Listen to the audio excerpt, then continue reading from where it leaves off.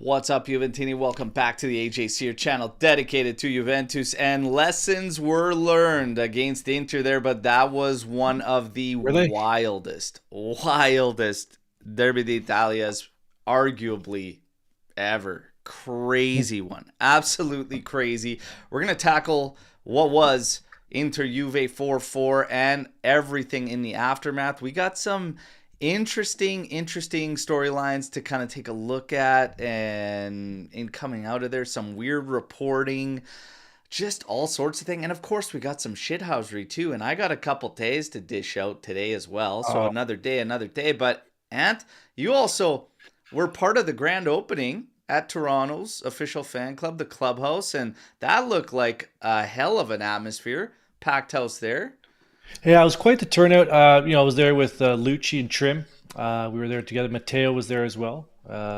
Made a new friend, Giovanni. I don't know if he listens to this show. Hopefully he does. But he was a first time member of the club there. We were sitting together in the corner because I'm not a mingler, right? I like to watch the game. But the atmosphere, I was pleasantly surprised. The atmosphere was fantastic. Ups and downs with the crowd yesterday. It was a great turnout. Wonderful club. Highly recommend if you're not just in Toronto, but wherever you are, if you can have the means, both financially and spatially, to be part of a club near you, I would highly recommend it. Yeah, we got some cool content coming out with some of the club members as well that I'll be putting together for later. But yeah, it's just cool. That was a hell of a match, and we even got Cugino Eddie there that was there in attendance and saying, "Still can't believe I Nice. attended one of the greatest derbies ever." So yeah, I'd have to say this Nice. one, it's up there. It's up there, and we got one of those. Another classic little scoreline staple to add with that one we got from Higuain, the winner, 17-18 with that scoreline turnover. You got another one now. The 3 points would have been insane, would have been Ideal. something else. But this, I still feel we take some solid positives out of this one Mhm. moving forward. And we left them shell shocked and stunned. And that makes me feel really good because I think we all felt that you're talking 70th minute, 2 goals down at the San Siro. Yeah, looking pretty bleak, but the lads turned it around, and it would have been easy for them to hang their heads in this one, and they didn't. So we gotta I love that. I did say at 4-2, we're coming back and tying this game. Lucci didn't believe me. He was right beside me. He's like, "You're crazy, old man. There's no way." Man, So he was a doubter. I was not. I gotta say, on the live, what I said was, we gotta get the next one. Get the next one. Mhm. Because it felt like it wasn't total clampdown from Inter. Like, they were Nope. still moving forward, and I was like, we're getting opportunities still going back. Just find that next one, and who knows? Exactly. Well, who knows indeed. Unreal. Say Mhm. what's up to everybody here. Swarid, hello, Alberto, and game of the season yesterday. All right. Gravuj coming in here. A So victory far. would have been better, but we must forgive the mistakes and be happy for the team trying and putting in that hell of an effort. We'll talk about the mistakes, everything like that. Alex Uvi appreciating my 4-4. Oh my God, losing it. But let's get to it. Let's get to business, okay? I'll get to Mhm. another day a little later. We'll go through this. The starting lineup. Di Gregorio, Cambiaso, Kalulu, Danilo, Cabal, Locatelli, McKennie, Conceição, Fagioli, Weah, and Vlahovic.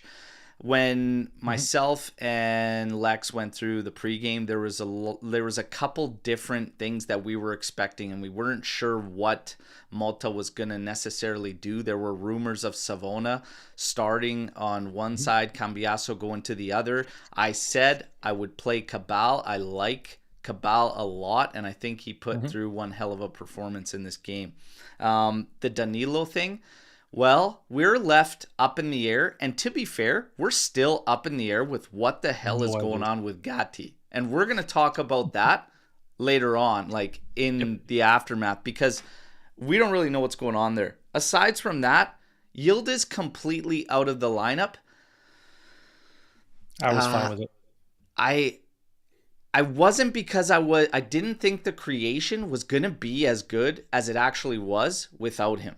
Mhm. My thing was Imbangula's been on the bench for a while. Weah just got back from injury, but I gotta say, and the same thing we say all the time: whoever ends up getting the call has to reward Motta. Step up. But to be fair, thought Weah was good. Weah put in a good shift. Fagioli in the 10. We'll talk about it. I think he was probably the only Mm. downer for lineup wise out of that whole game, other than at the back, which we will of course get to. That's the elephant in the room that obviously is going to get addressed. But Yeah. yeah, other than that, not a huge problem. But I would have liked to see Yills from the start. But my God, Malta again, he got that one right too, because he put him in later and paid off. He did. And my first thought was maybe the kid, I know people are going to say he's 19. He's probably exhausted. Like he's played a lot of minutes, Yildiz has. So I didn't mind him starting on the bench. Lucci brought up a good point at the watch line. He said, doesn't hurt to bring that kid off the bench to provide some pace and attack late in the game. I was like, yeah, possibly. And well, oh well, Lucci was correct. Yeah. Hey, everything, anything can happen, and a broken clock can be right twice a day as well. So Lucci, Idiot. good on you. But no, honestly, yeah, Cambiaso, Chico, even Weah, like there were some solid efforts there. McKenny with a game, and we'll talk about it all right now. We'll go through these highlights. Wild one to relive. Even through the highlight reel, it was just crazy. Okay, so 13th minute, we get to it. Okay, Danilo.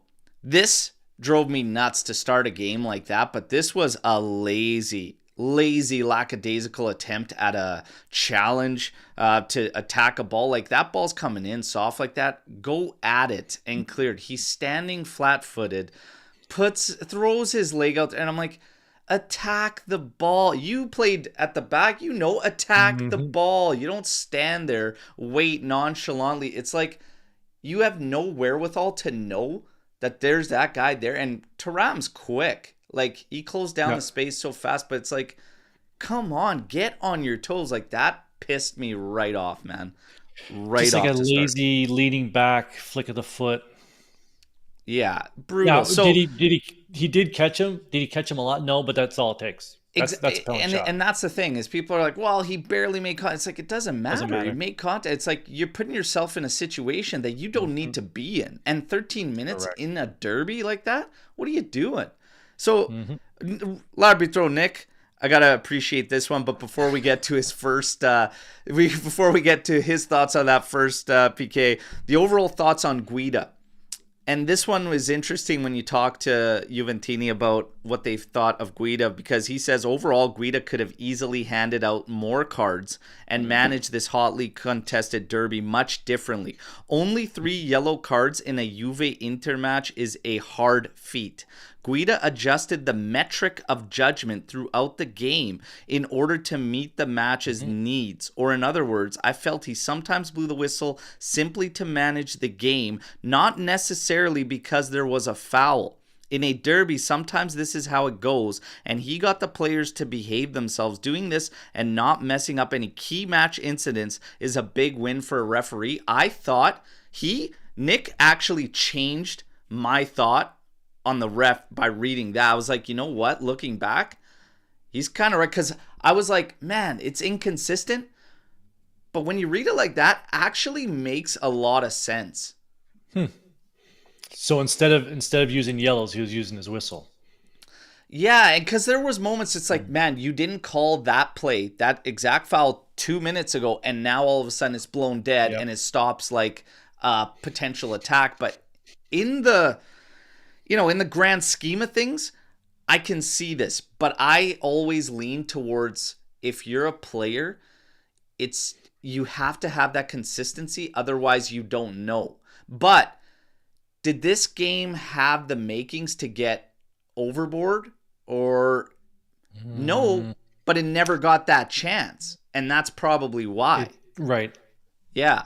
This game didn't have those characters for it to go overboard. So It's a tough one. It's a weird one, because some say you could see absolute disaster, whatever. I feel like this at the end of the day. He didn't make any mistakes other than some inconsistencies that we can say. He wasn't a factor. Agreed. the players decided what happened.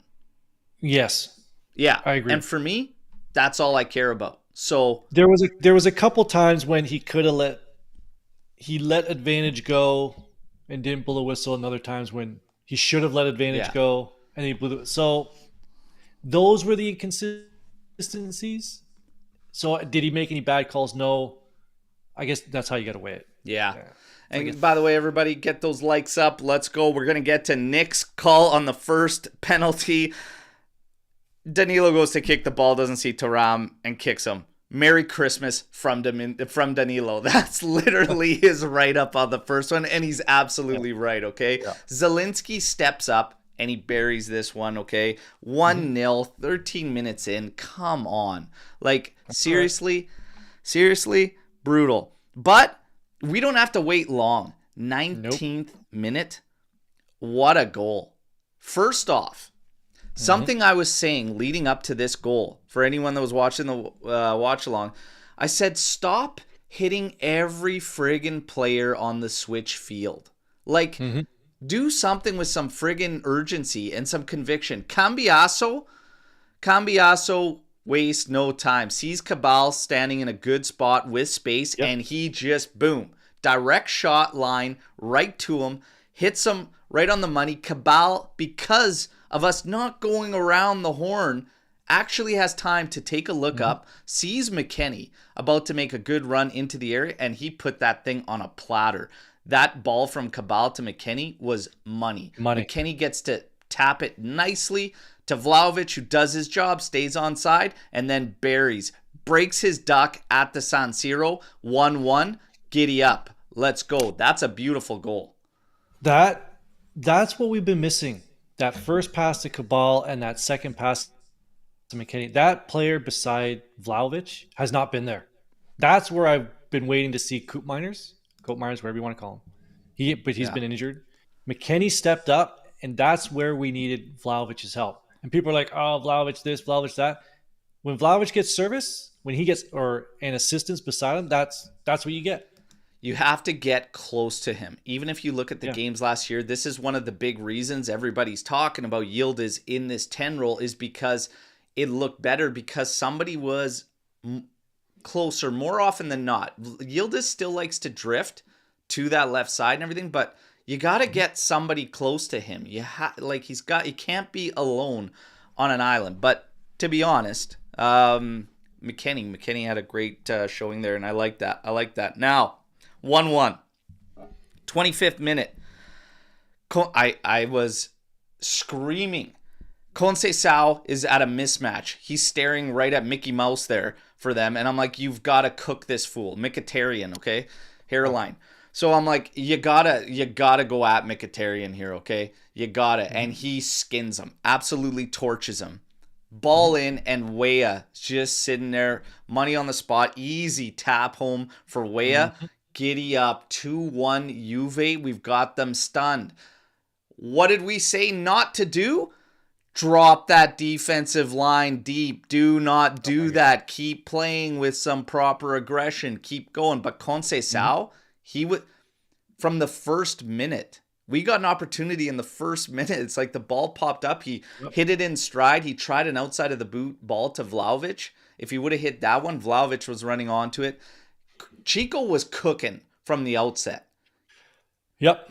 Yeah, he was, we'll get to the man of the match, but I think there's going to be a lot of shout-outs for him to be man of the match. He was unbelievable. You can have 4 in this game, as far as I'm concerned. There was 4 up there, but, man, Chico was cooking, okay? He was torching.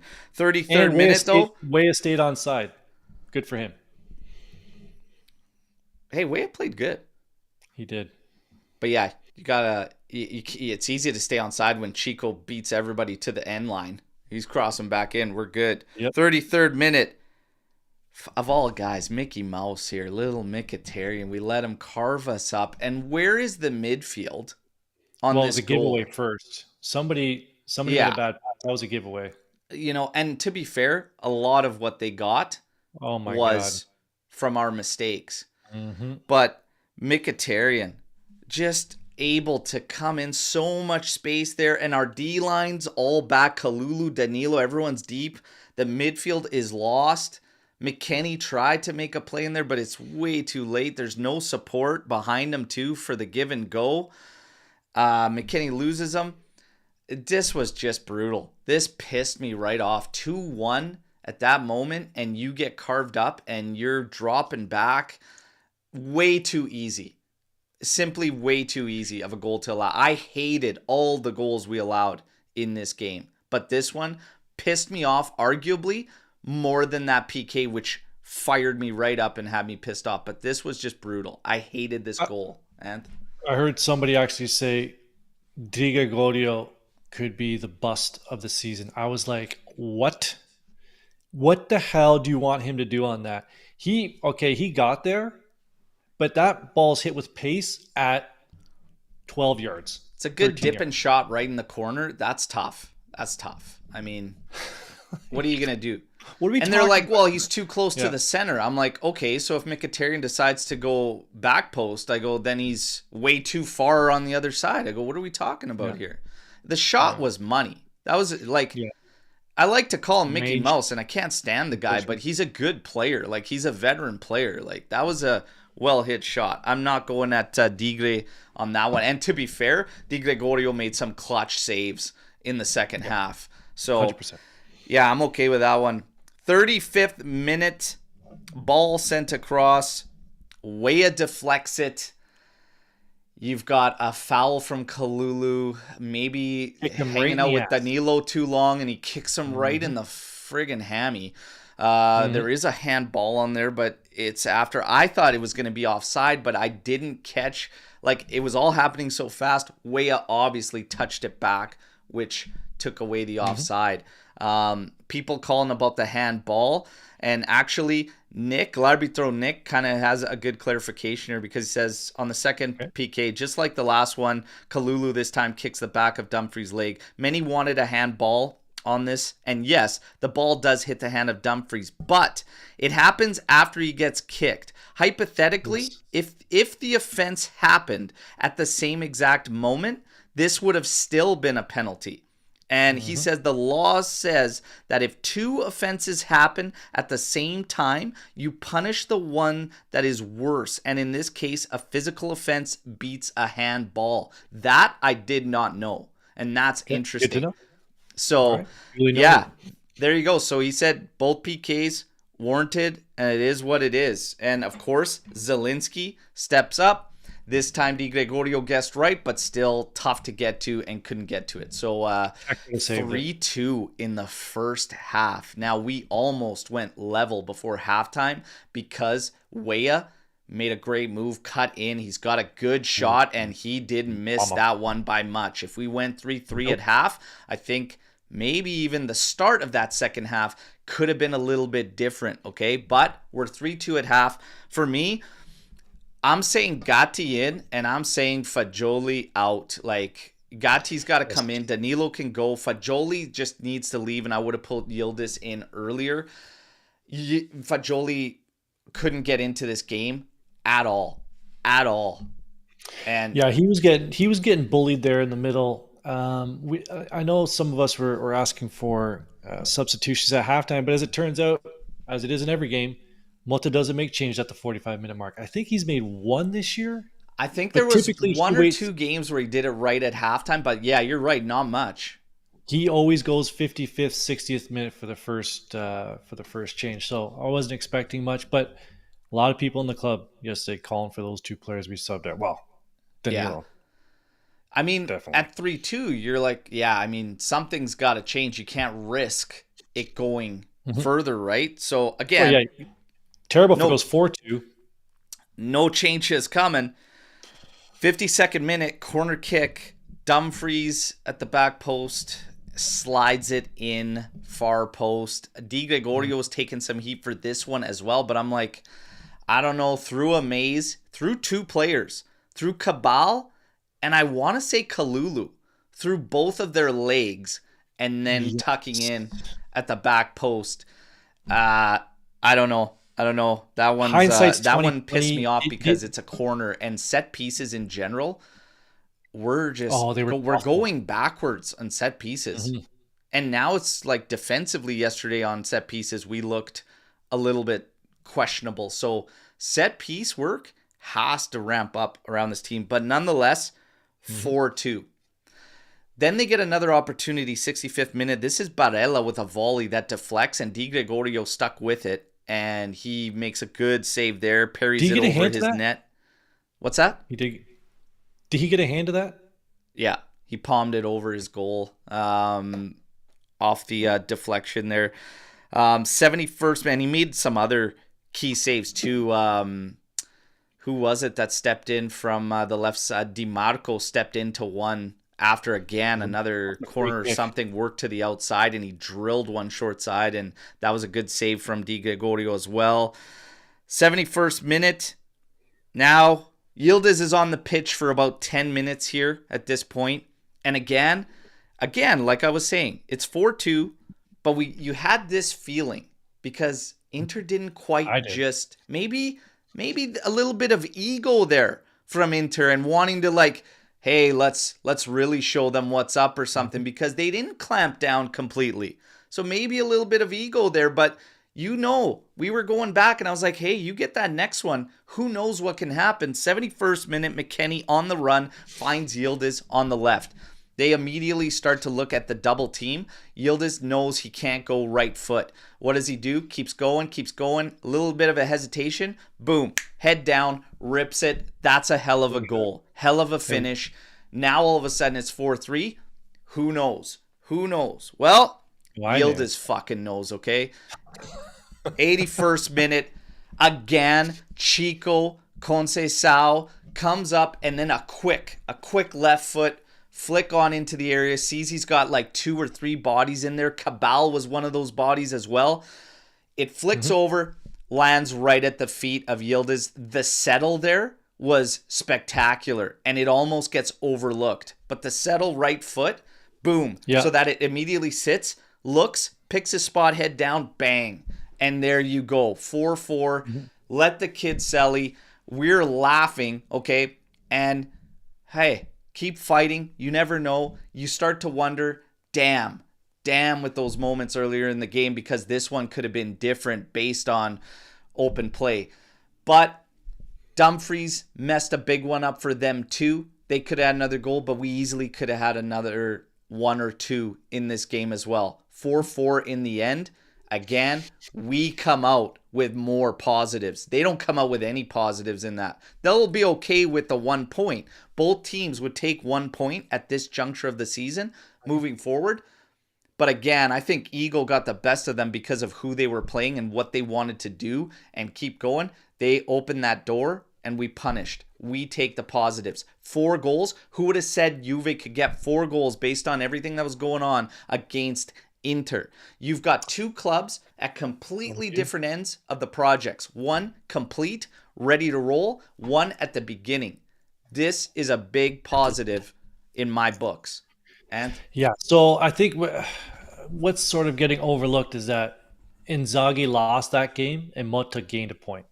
I think with the substitutions and the way that game was going, even with our starting lineup, I thought Motta got it right. You can say what you want about Danilo. I know we're going to get into that. But overall, I think execution-wise, the players were in the right spot to execute what Motta wanted them to do. They just didn't execute. Yeah. Right? Turnovers, bad penalties. So, but the substitutions, Motta got it 100% correct with the substitutions. Yeah. Forte Inter saying, take 1 point. We were leading 4-2. Yeah, I'm saying at the beginning of the game. At the beginning of the game, this early in the season, if you're going to take 1 point out of this game, knowing what Napoli's about to face in 5 weeks, it'd be silly not to be okay with 1 point. But yeah, you're absolutely right. You guys were a clown show in that second half, and your ego got the best of you. And yeah, you took a little one of these for your troubles. So it's good to go. I love it. I love every second of it. The Inter uproar and social media and whatever. Yeah, you guys let it slide. You guys let it slide, and I couldn't be happier for you. All right. Now, for us, let's get rolling. But there is a couple days besides that one that I got to dish up. Okay? Yep. What do you got? So, let's get to this. These, whatever. tinfoil hat shit, whatever you want to Yeah. call it, but they don't even hide it don't. anymore. Okay? Oh They don't God. even hide it anymore. He's just Look a at the guest. dejection on the face of one of the CEOs of Serie A. Look at him in the top there celebrating, like getting ready for that goal, hyped up about the goal for Inter. And then look at him when Juve finds themselves level. Huh. Wow. Do you want him to celebrate and look for high fives in the Inter's box? Like, what do you want him to do? He jumped up with their goals and with the lead and was celebrating. And look at the dejection on his face. You know what? Fuck this guy. Okay? Fuck this guy. And I got a second one. I got a second one for all y'all. All right. What do you got? Fratesi. Oh yeah. Listen. Yeah. You got balls, kid, knowing that your sister was on a Big Mac a day diet for about a month to come talking trash like this. You know what? You get one too, buddy. How's your sister doing? You never want to do something like this in a match because this shit will always come back to bite you in the ass. Don't want to do that. Your sister was on a Big Mac a day diet, buddy, for a month. Go see how she's doing, okay? Now, hey, good for him. Good for him. Now, we got to get to man of the match, okay? But Fratesi, you don't play games like that when your sister was, You should. Yeah, you shouldn't play games like that. That'll always come back to sting you. Now, we get to man of the match, and like I said, Jesus, man, take your pick. Take your pick. We've got a bunch. So, Ant, fire away, buddy. Who is your man of the match in this game? Everybody in the chat, I want to know who's your man of the match in this one. And I love this. The Fratesi. Nice. Actually, nice. The little sticker, that's pretty good. From the time he got off the bus to the time he was ready to get back on the bus, Conceição was head and shoulders the best player on the field yesterday. Yeah, in terms of like what he was creating, both sides. I understand Yildiz 2 goals. I get it. But minute in, minute out, Conceição was the man for me. If he was not on the field, that game is over. That game there you go. is over from the so, beginning. DJ Cammy V, man of the match, Chico. The Marpet of the match, Danilo. We've got man of the match, Chico. Best winger since Douglas Costa. Man of the match, Chico. Yildiz, Cabal. Chico. Man of the match, Chico. Okay.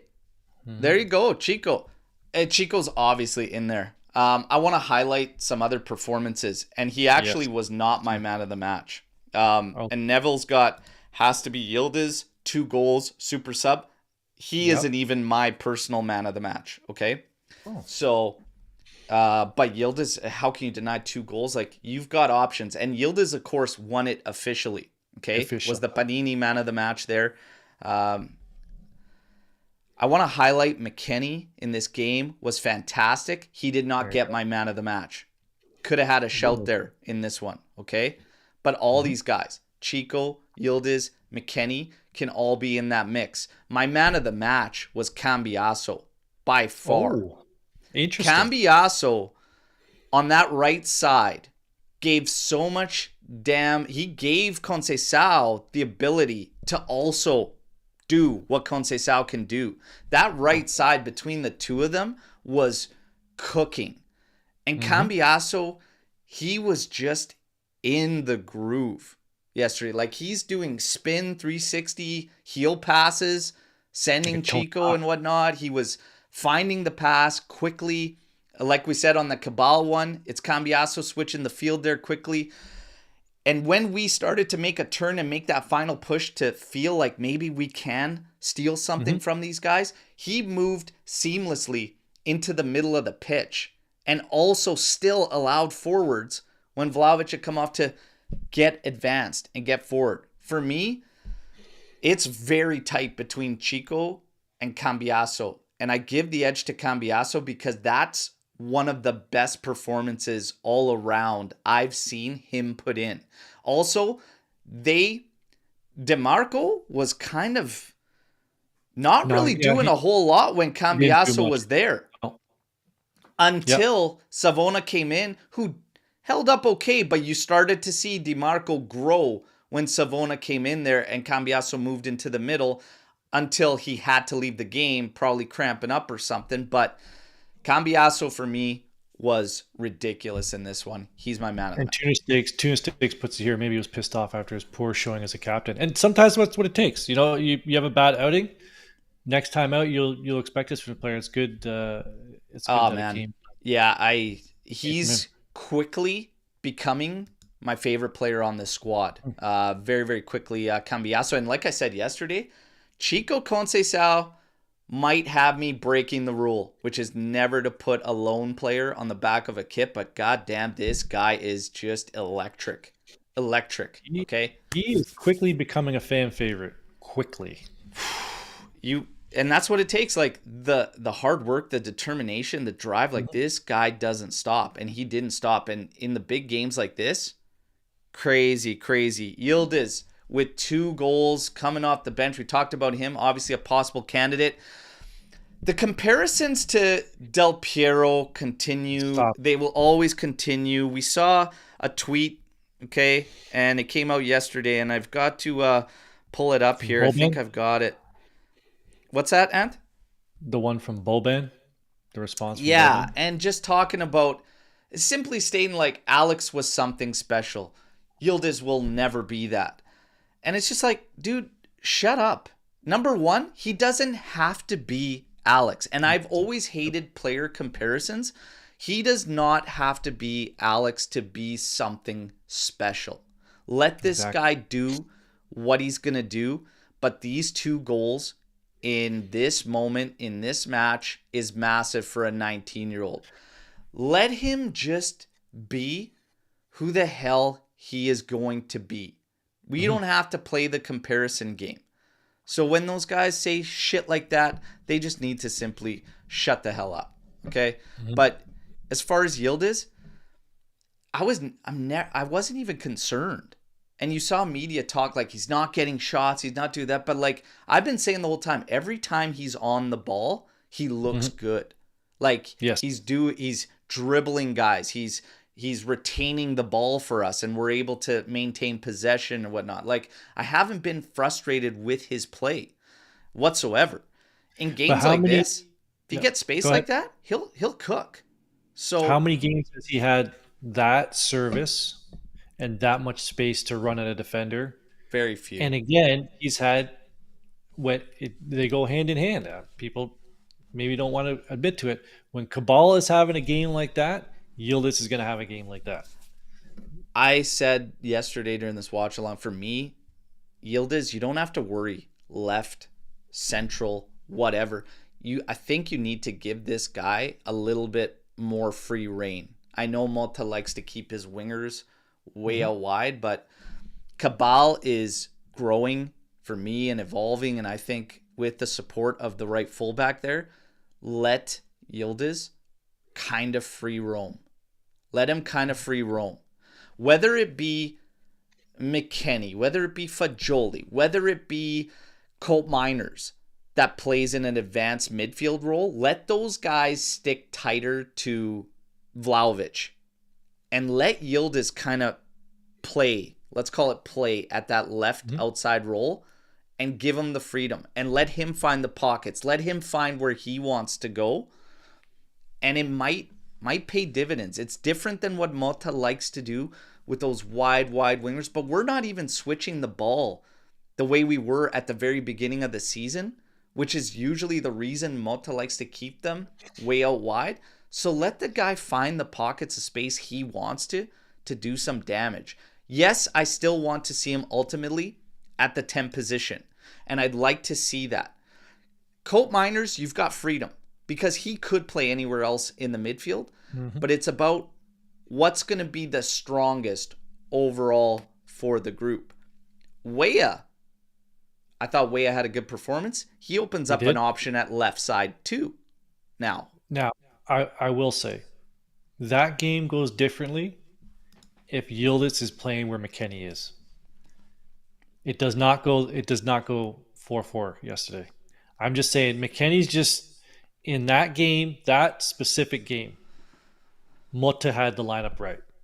Where McKennie was playing up higher behind, I think he was in there behind Vlahovic, supporting him there.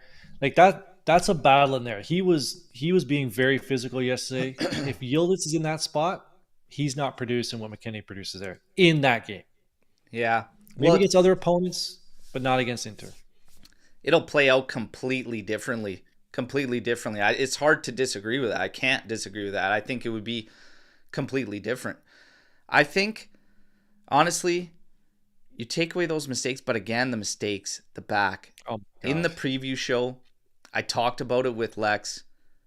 Bremer, for me, it doesn't affect just the back. It affects everywhere. Set pieces. Like what are we talking about here? I don't know what's going on with set pieces. I don't know what's going on with set Like pieces. so bad.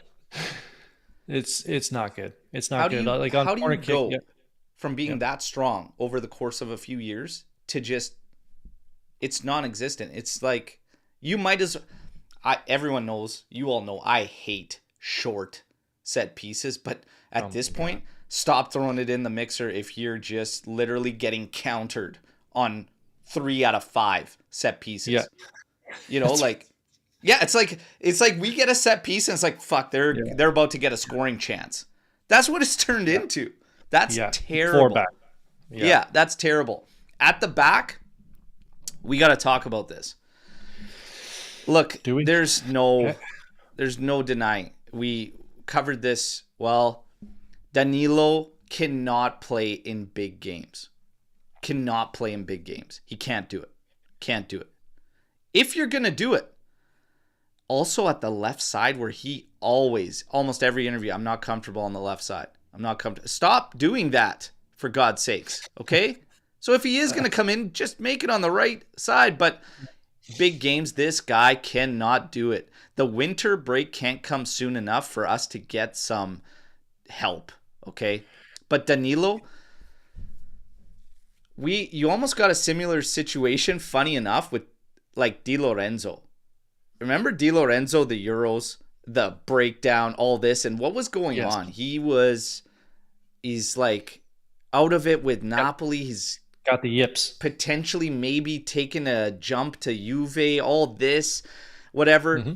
Now all of a sudden, if you watch Di Lorenzo, and you could say it's Conte, whatever the case may be, he's playing very, very well right now, and I think he's got 4 goals in his last 5 games between club and country. I'll But take your word for it. Danilo, when it comes to Brazil, he's been getting torched for months on end. Every showing that he goes out to Brazil, he's getting into arguments with the actual fans after games. This guy is a mental mess right now. Okay? Something's going on. He's not getting minutes with Juve. He's seeing other guys get the captain's armband, still being called a captain, but from the bench. And he's got all this shit going on with Brazil. This is a recipe for exactly what we're seeing now. And this guy is at a juncture where I don't know if he will snap out of it. We've been To a point this where show, he's even serviceable. yeah, this show's been big Danilo supporters. We've sat here and we've said, listen, Because he was consistent over the past couple seasons at helping right? out and being the guy. Like when there was nobody, I can appreciate that. But there's also a big difference between the 3-man back and the 4-man back. And he's also got an issue there. And beyond that, he's got these issues mentally with what's going on with Brazil and what's going on now with Juve. I don't see him snapping out of it. And Motta might be playing with fire because this and the Gatti situation, what's That's going even on with strange. Gatti? No Like, idea. yeah. So, So yeah, we've taken a lot of bullets for Danilo. A lot. We've sat here and said he's a captain, he's consistent. It's getting to a point now where, unfortunately, you and I we're waving the white flag. We're waving the white flag on Danilo. There's something going on. Whatever it is, we don't know. We have no one on that side, any sources or anything telling us anything that's going on behind the scenes. That can be sort of explained away with Maybe it's the contract talks. Maybe it's stuff like that. Maybe. Who knows? The Gatti thing, why he isn't starting and why Motta has to fire him up before going into the game. A lot of stuff swirling. There was some rumors about that. I don't know if you have it before the game. There was rumors about that. There's some disagreements between him and Motta at practice before the game. Man, That it's he, everything. yeah, there's just It's like something going on Gatti's there. hurt. No, he's not hurt. Yeah, he's hurt. No, he's not hurt. Oh, he's got problems with Motta. Yeah, but they cleared it up. And then you get what you get in the game yesterday. It's like, well, is he firing him up? Are they going at it? Like, what's happening? He was firing up. I didn't read too much into that. It looked like he was firing him up. Like, are you ready to go? Like, you need to be ready to go here. That's how I looked at that. I God, I hope want it's to. not a gambling thing. I'm making myself believe that because if Motta is playing with fire, okay, which we can all see he's doing that with Danilo. If he's playing with fire over personal shit like this, Yeah. that's a little bit unnerving, unsettling for me, okay? And the rumors are, of course, that Gatti maybe wasn't happy about minutes not getting called into a certain moment. Like we saw them call against Ruhi over Gatti when you wanted to defend and protect when you're still 0-0 against Stuttgart late, and then we lose it. Gatti, apparently, the rumors are he was upset about that situation. They continue, he's also upset about Cambiaso getting the armband and whatnot.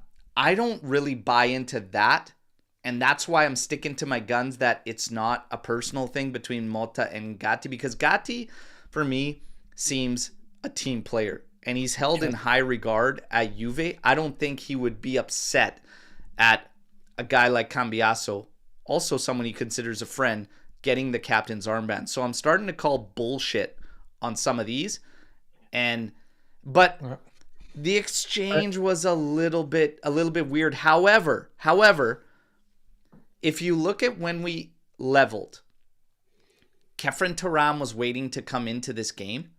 Yep. And Motta went at him charged. That's why I'm saying it's all good. It's all good between Gatti and Motta, because he went at Turam charged up too when he was about to take the pitch. Yeah, I think he's just trying to say, like, listen, Yeah. don't mess this up. I think he's just getting everybody fired up. Like, understand the moment. Luca brought up a comment here that there potentially an injury with Gatti. He was never on any sort of injury report. There was a mention of it with the national team. Spalletti came out and said, like, because he asked about why you didn't call certain players. And Spalletti said, why would I call somebody up that's not 100%? Gatti's dealing with something. And that was the first time any of us have heard about it. And I'm like, what's he talking about? Gatti's been training full, right? So there's a weird thing there to keep eyes on. But we are all in agreement, like, Gatti has to play. He has to start. Gatti has to start, okay? Agreed. And Motta, he goes in his presser, he backs up Danilo as he is going to back up his players. Don't take anything from it, okay? Like, there's no way he could see this continuously and go back at it. Like, Danilo is at the point where I play him against Lecce. I play him against Venezia. You know, like... Do you start him midweek against Parma? No. Not even Parma, okay? So, Okay. Yeah. That's where it's come to. That's where... And the reason also, we talked about this. Napoli's schedule now is about to ramp up. 5 straight matches, which are going to be difficult. They get a little bit of a boost there because Milan's game got postponed with Bologna. So now Reindeers and Hernandez can't serve that suspension. So, fortunate enough for Conte and Napoli, they will miss the Napoli-Milan game as their suspension game because that other one got postponed. So, but they still have a brutal 5 weeks. It's up to us now. We have to rack up the points. No more draws, no bullshit. You just bagged 4 against Inter. I don't care if teams are coming out low block. You're starting to see the recipe for success. Cambiaso, Chico on the right side. Let them cook. You've got more options on the left. Yildiz, give them some free roam, but we have to follow this up. We have to follow this up because we'll take the 1 point there and be able to move forward and cook. But you have to take advantage of this moment. If we're looking at the table right now, through 9, Juve's at 17 points. You've got Napoli on 22. You've got Inter on 18. So again, we'll look at Napoli's schedule. And it's Milan, Atalanta, Inter, Roma. And to be fair, Torino. And then Lazio in a back-to-back with Coppa Italia. And then League. And that's all, like, Jesus, that's actually brutal. Because then even Udinese will be difficult for them on the back end of a back-to-back with Lazio. It's going to get real for them. And we'll start to see exactly where they'll fall. But for us, we have to take advantage. We have to take advantage. Our schedule will start to kind of clear up. Parma, Udinese will be difficult, and that's our way. Then we got Lille in Champions League. Torino. Milan, okay, it's going to be, it's not the easiest still, but Aston Villa, but then Lecce, Bologna, Venezia, Monza. Yeah, we've got to rack up points. We can't fuck around anymore. Okay? There's one player we didn't really talk about that he got roasted, and people are kind of like, what's going on? What's the deal? What do we have here? And that's Fagioli. Yeah. That's just a really, really bad showing. And it's a combination of, I think, because when we normally see Fagioli, and I've said this for years, like, he drifts to the flanks so fast. So when he was playing Mezzala in not the season, obviously we lost him for the gambling thing, but the year prior, he's drifting to the flanks too much. When he came in, when Cope Miners, we found out about the injury, he left the game at halftime. Fagioli comes in to take over for him. Again, hugging the sidelines. Yesterday, he was staying central, but he couldn't deal with it. Like, yeah, he was getting outclassed by a more seasoned midfield. He was getting dispossessed. He was getting out-muscled easily. Couldn't find his center of gravity to just kind of like at least shield things. Like, his ball retention became poor. He just, I don't know, but I'm not at the point where it's like, I don't know what we have there, but we could see it in certain matches. We just don't get it consistently by any means. Yeah, there's been something going on for the past couple of matches. He's floating in and out of this. When he's in it, okay, we got to get this guy in the lineup. But when he's like he has been, and now that's a couple games in a row, you're back on the outside looking in. And that's what it's going to be with Juve. It's going to be this fluctuation thing with the lineup and what Motta's doing, you know? But with Fagioli, overall, not a whole lot of concern. Not a ton of concern. Yeah. You just, again, you got to almost go back and work your way up. And that's the way it's going to be. With Motta, this ties into Motta because the behind enemy lines I did with Anthony from Inter Worldwide, he actually called the game spot on. He said, I expect a draw, not the 4-4, obviously, but he's like, I expect a draw. I think both coaches will take a point out of this one. And he said that in-game management would be more important than the approach and the outset. Yep. He pretty much nailed it. In terms of Motta, though, he's getting questioned by fans, and Anthony from Inter Worldwide said, it's time for him as he's implemented his game, and you could see that early on. And we've all been saying the same thing. It's like we came out of the gates here, but now we've kind of plateaued, maybe come down a bit. Yep. He says it's time to figure out your starting 11. It's like too much tweaking, too much of this. And I'm like, but his hands are forced. So I'm asking you, do you feel he's tweaking too much, or do you think his hands are kind of being forced in the tweaking? Well, you bring in your first big signing is Di Gregorio, no issues. Perin, people are now calling maybe Perin should be starting. We'll put the keepers aside. I think we're fine there. You lose your probably the best center back in Europe, top three, whatever you want to put him up there. Bremer, you lose him. That's a major hole that you just can't fill like that. And guess what, people? We're not going to fill it in January.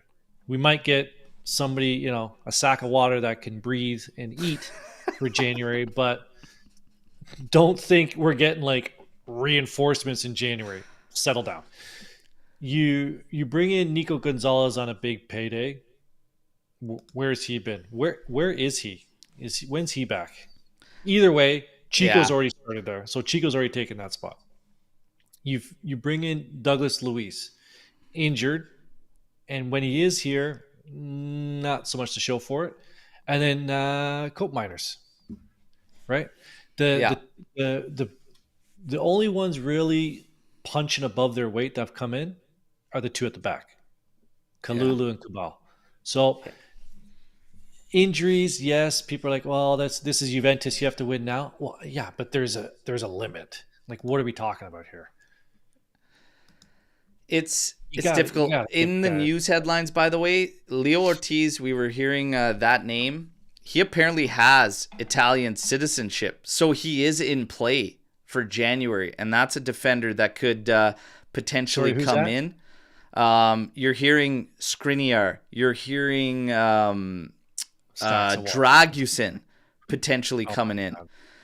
It's going to be all hands on deck, you guys. I know that there's a lot of tweaking with the lineup, but at the same time, you have to give rest. He's also kind of being praised by the balls to take Vlahovic out in that moment yesterday and go with these young guys and Mbangula there. But I'm like, is it ballsy, or is it the fact that Vlahovic needs to rest too? Yeah. Like, we've got no Vice Vlahovic. So if he's feeling something like in that game, you know what? He's starting to fade out. Let's just get fast guys. And actually, McKennie rotated at the top. Mbangula rotated at the top. And they were all just kind of cycling in and out. And it was kind of creating some confusion for Inter, and I was fine with it. But yeah, part ballsy, but part he just doesn't have a choice. Like, we were sitting there yesterday when they made that sub. There was my new friend Giovanni sitting beside me and Lucci, and we were just sitting there. And they took Vlahovic and brought Mbangula in. I had my Striped Hearts Apparel Vlahovic T-shirt. I love that T-shirt. It's a great tee. Great tee. Only one. I think I was the only one in the club supporting Vlahovic yesterday, but I was like, "Oh, let's see how this goes." Motta has been getting his substitutes right lately. Let's just see how. I thought it worked out great. I thought Mbangula brought a lot of energy up top, and pressured Somer at the back there. So our squad is thin right now. Our squad is thin right now. So to say that he can't tweak or he can't, like, he's trying to do exactly what it is. We don't want to use injuries as an excuse. It's just sort it out. Figure it out, Motta, right? Yeah. Mm-hmm. This is his way of trying to do that. So there are tweaks there and stuff. But Danilo, stop tweaking there, Motta, okay? Because it actually makes me think you're tweaking out, okay? It's got to stop. It's got to stop. Leo Ortiz, excuse me, he's on the list. Skriniar, Dragusin, there was one more. That's not coming to mind. But in other news headlines, Vlahovic's agent, Ristic, is in Turin. But Juve quietly gathering information on Benjamin Sesko. Sesko from Leipzig. Valued at 65 million. Kiwior, thank you, other defender.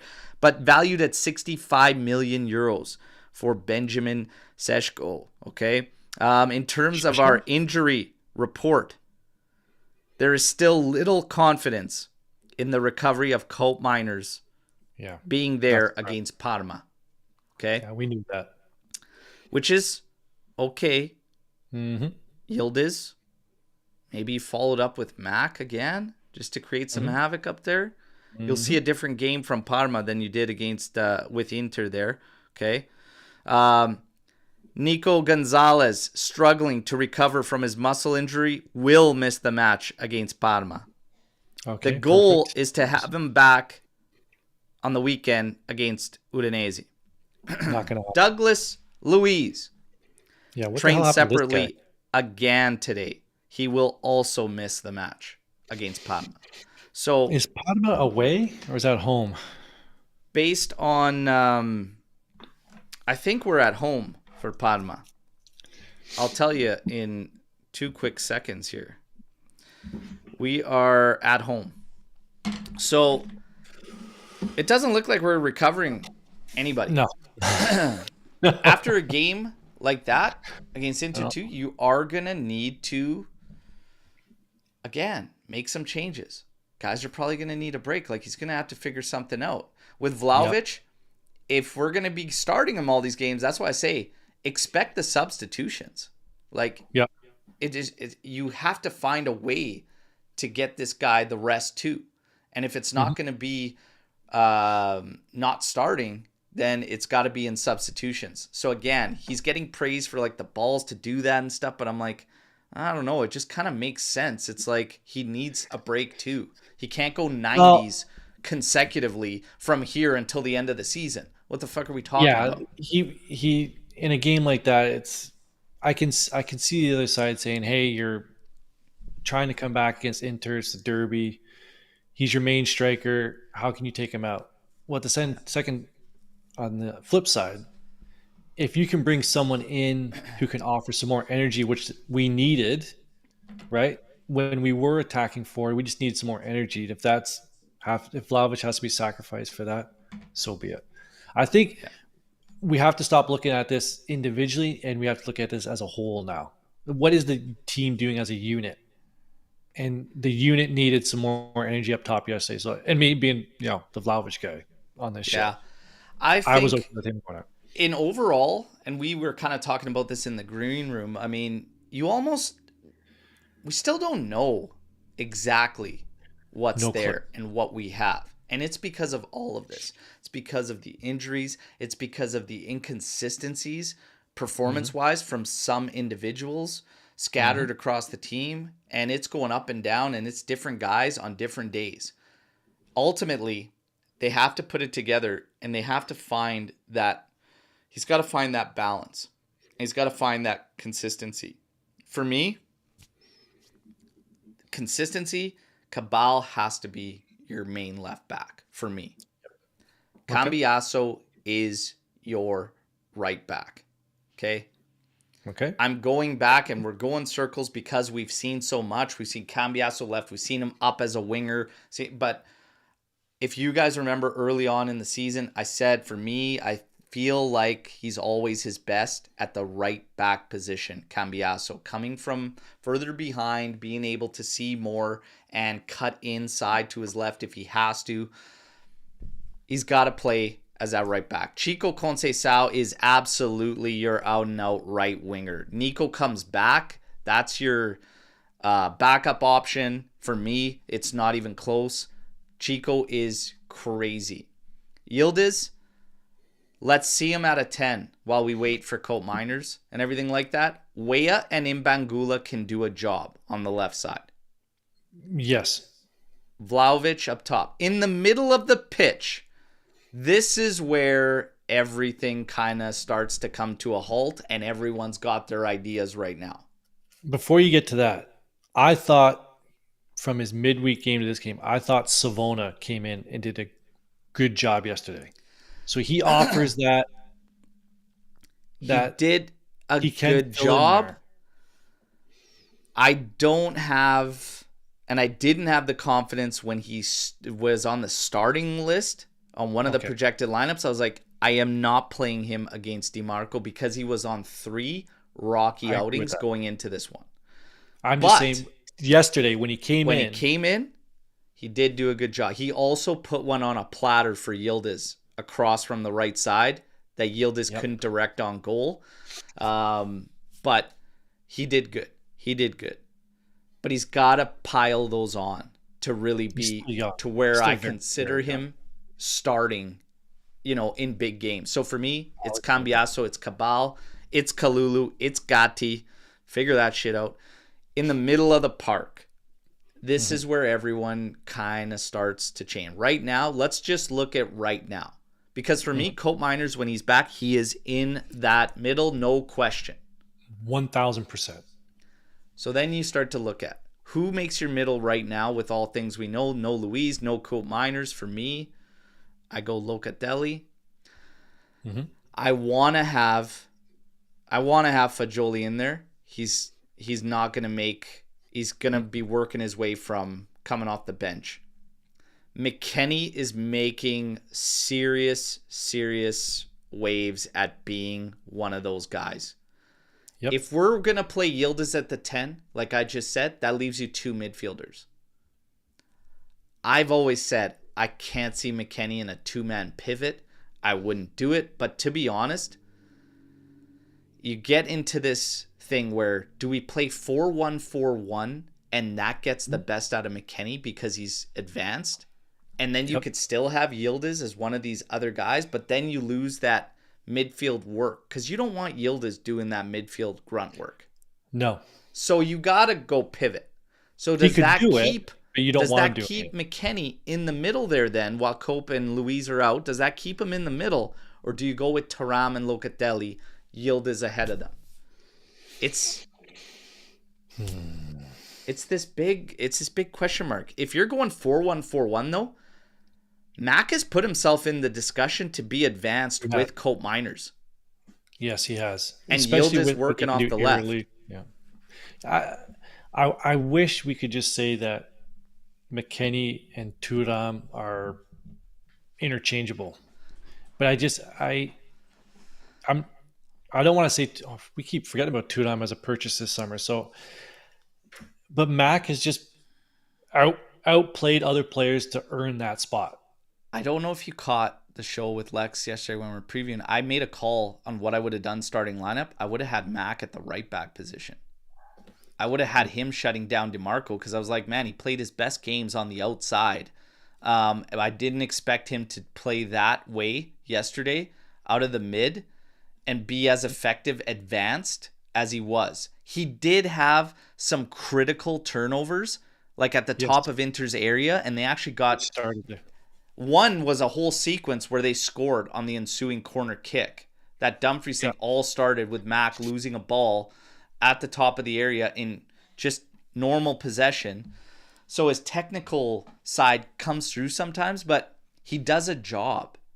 So the fact that I was going to him and thinking about him in that role, if we were going to play Savona, yeah, it kind of just shows you what he's been bringing. So it's just my way of saying props to him, but he's got himself in the discussion to be a starter on this side for sure right now. Yeah, and we're not talking about this is how Motta should run his team for the rest of the season. It's just right now.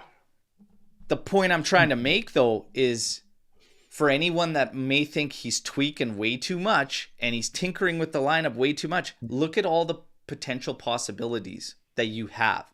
And how are you going to find out what you like the best, what you're the most confident in against certain opponents until you kind of see it? You're not gonna figure that out, you know. So we gotta just wait and see. But Motta's got his work cut out for him. That was a hell of a showing. Like I said, a lot of positives come out of yesterday. The fact that we could fight, the fact that our offense got rolling, we could take the confidence out of that one. Vlahovic bagged a goal. Yildiz 2. Conceição was on fire. Take that momentum against Parma at home. Again. Attitude, approach. I want to see us. I want to see us attack. I want to see us not struggle to create. You find a way, whether that be crosses, whether that be, however the hell you're going to do it. But Big Mac, McKennie, there's a lot to say for getting another big body advance there closer to Vlahovic, and that could help us in those games where you're trying to break the bus. I always said I don't agree with it because I think better technical guys would go further in those games. But yesterday's starting to make me lean towards the fact that he might be able to serve a purpose there too in those games if he can just be the guy that creates chaos and other pockets open up for Yildiz, Vlahovic, etc. Let him be that guy. Let him be that guy that creates some havoc. Let's see. Storm the barn, everybody. Get those questions in, okay? Fire away. We got... Giratina Sevi, thanks for helping me get in touch with you. I did see the email. We will be in touch, okay? We will definitely be in touch. I loved McKennie as a hybrid 10.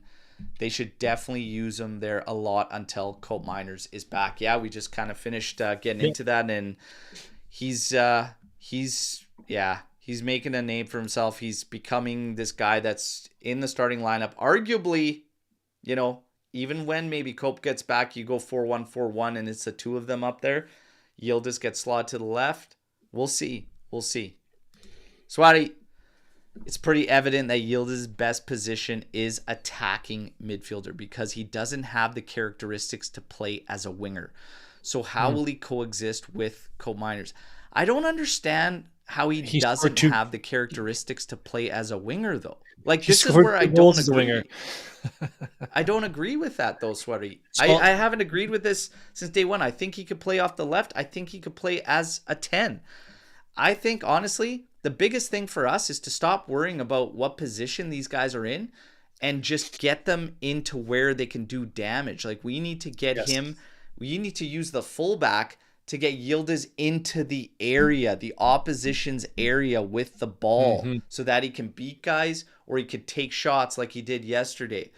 That's all I'm worried about. Whether we do that, we could do that if he starts the game as a left winger. We could do that if he starts the game as an attacking mid.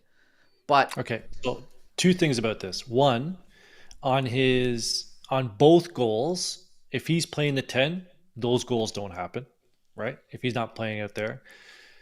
Because the second goal, he's stuck in the middle where Mbengula was. So who's on that side? Mbengula's hitting that. Who do you have more faith in putting that in the back of the net? I'm going to go with Yildiz. The second thing is that game yesterday, with the way Inter plays in the middle of the park, they would have ate him up yesterday. He would not have had any sort of, that's my opinion, I don't think he would have had any impact playing from the middle of the park yesterday in the 10 role against that midfield. I don't. Yeah, I think it played out quite nicely for us. I don't know if he wouldn't have had any impact, and I think our minds kind of go that way because we haven't seen it. We haven't seen it enough, haven't seen it against some of the good opposition we played, but you might see him as not being able to match the physical side of things like Fagioli kind of struggled with. Yes. But I don't know because Yildiz, I think he's arguably our best player in ball retention. And I think that goes a long way. I think he would have chewed up way more fouls than anybody if he was playing in that role. I think he would have been maybe drawing way more fouls on Inter playing in that middle. It's tough to say because Guido was pretty loose with it. In his defense, people don't realize, and Lucci didn't believe me yesterday. Lucci was like, "Oh, he's a small guy." I was like, "Are you drunk?" He's 6'1". Like, he's a big kid. Right? He does. I don't even think he needs to add any more weight. It's just he's only 19. I just think physically he'll get there. Don't worry. But that's a good point you bring up about Fagioli. I think physically he matches up better against opponents than Fagioli does. But still, I think he would have just gotten. Yeah, I think he would have disappeared in the middle yesterday. Yeah, I don't know. Yildiz, he's strong. He's surprisingly strong sometimes with some of the scenarios he gets himself out of with guys like ripping on the kit, like doing whatever. It's an interesting one. But again, this characteristics, trying to define him or pigeonhole him to like one spot, I think, again, a player like that, it's almost... And not to compare the two, because you guys know I hate comparisons, but it's like when we had the discussion about Dybala. Oh, he can't play out on the wing. Stick him like as that advanced 10, whatever. And I'm like, every time he played on the wing, he goes where he wants to go. He goes where he feels it in the game. And players that are like that, I see that in Yildiz. Let him go where he feels he needs to make his impact. And I think it shouldn't be so rigid with players like that possess that quality, that flair, etc. Let him kind of figure it out. So that's what I would do. Okay. Now, Swati continues. Stuttgart and Inter exposed Juve's defense big time. Thoughts on the upcoming matches? Okay, why I take a big positive out of this one? The back line for me gets sorted out with personnel. Simple as that. I see the biggest issue there right now is personnel. Yes, fully agree. Now, did they put us under any real pressure? They had some good sequences and stuff, but yeah, the mistakes were our guys. And two PKs. Yeah. The mistakes were ours. I think, Mm. and I said this, we're going back to Bremer, there's a different, you call it aura. There's a different aura with Bremer there. Yep. You can cheat as a midfield. You could cheat as attackers because he's winning those battles. He's cleaning things 100%. up, and everybody feeds off that. And what does our defense do? They get aggressive because they feel it. They feed off it. Yep. I'm sorry, but with Danilo, you're dropping back. And we saw it on Mkhitaryan's goal. We're 2-1 up. We're damn near standing in front of Di Gregorio, for fuck's sakes. Yeah, we were on the penalty spot, yeah. Instead of pushing up and just taking away that space, we give them 8. I'm like, guys, that's all shooting area that you're giving them. You're giving them shooting areas. So it's tough. But you got to get Gatti in there. Gatti, Kalulu, Cabal, Cambiaso, and you need to ramp up the aggression. So my thoughts on the upcoming matches, fight to control possession. That's half the battle, okay? When you're playing a squad that you're not going to dominate possession, it's different. But get Gatti in there, start to ramp up the aggression, okay? Start to ramp it up. Piers, after this match, my thoughts were, when we get it right, we are going to be too strong for these losers. How much time? Hey, you know what? I was feeling that. We've been feeling that since the draws. We're like, guys, it's in our hands. Mm-hmm. You know? You and I laughed when it's like, they're trying to create all this turmoil. They're trying to say, oh, these players aren't. I'm like, we have players. We have talented players. Like, we've got the guys. We're unfortunate with injuries right now. Okay? But as far as how much time until we get it right this season, this team is going to go through ups and downs. We are year 1 with this new project and everything. There's going to be ups and downs. You know, I can't tell you how long till we get it right. Is it this season, question mark? Hey, I hope so. But I tell you what, we're not far off. We're not far off. See, this is another whole conversation that we don't have time to go into. Some people are like, you spend all this money in the summer, you have to win now. Whereas where I sit, I say we're still year 1 of a rebuild plus the injuries.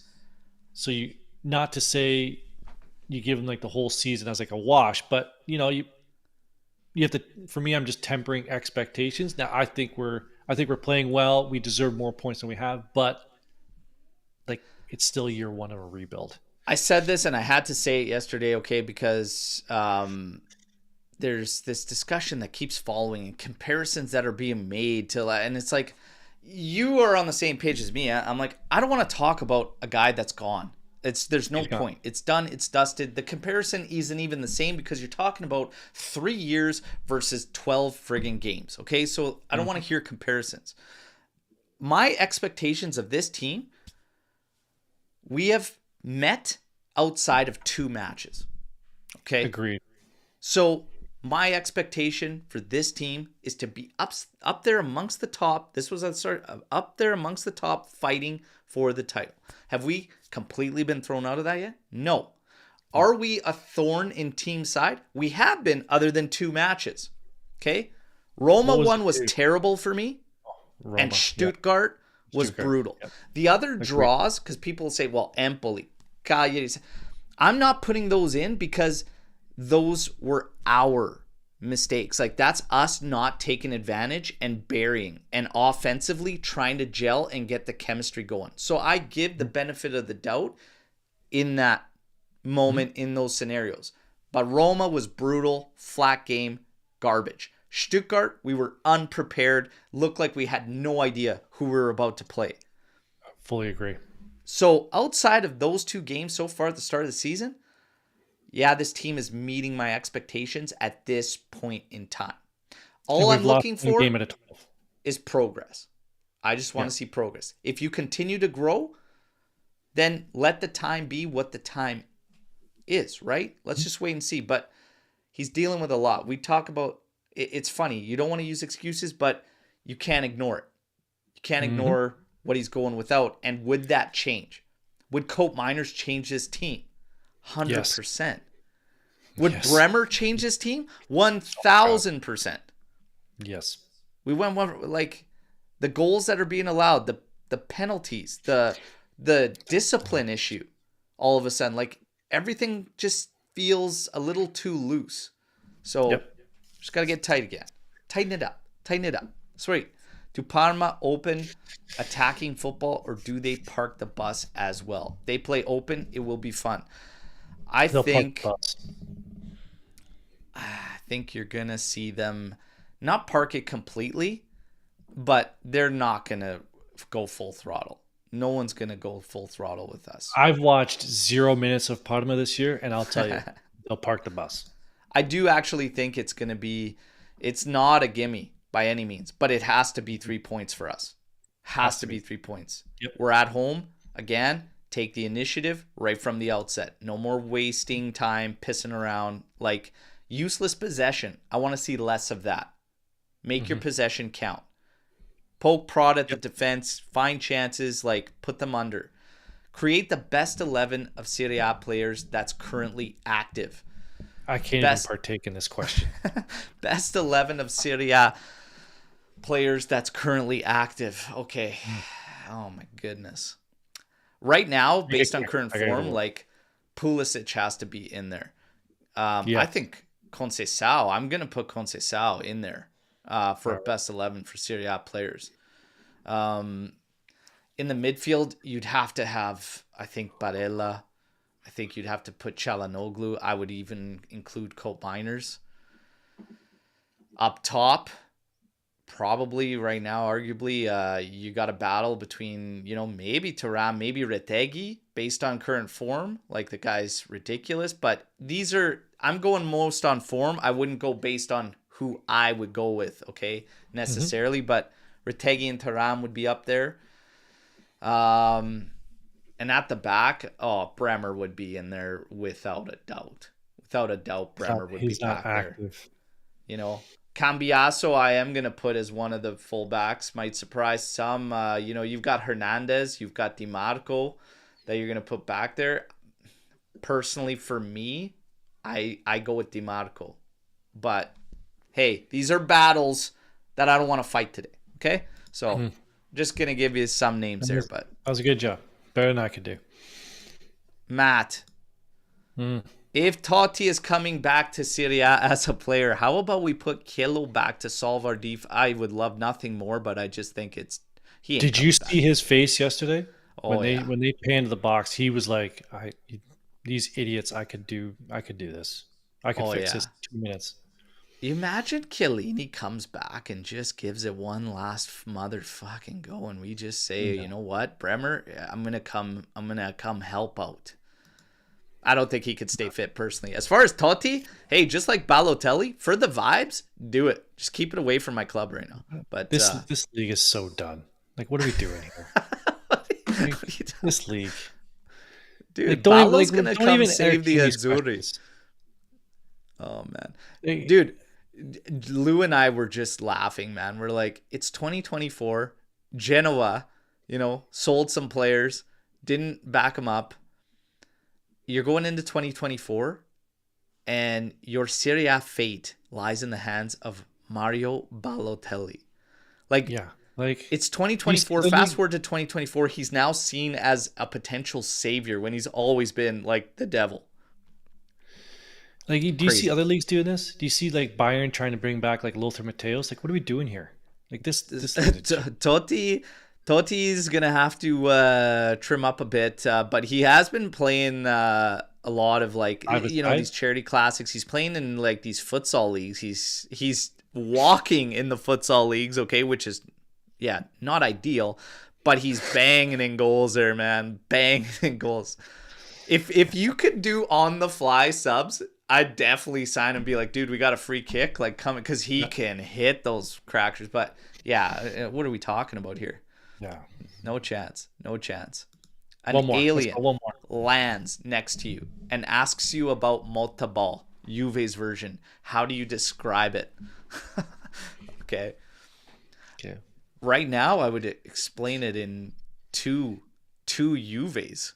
The one at the start of the season, that seemed to be aggressive and a lot more ambitious.